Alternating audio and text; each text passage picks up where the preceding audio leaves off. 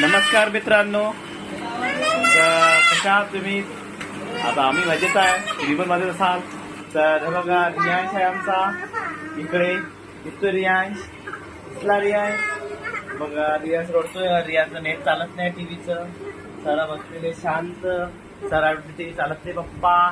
मग आता काय करायचं ते कळेच नाही सराला. रियांश काय बोलतोस तू? सांग, बोल तुझे मित्रांना सांग. हे बघ आले, नेत्रा पण आली खेळायला रिया सोबत. कशा मित्रांनो, आम्ही पण मजेत आहोत. तुम्ही सांगा कशा.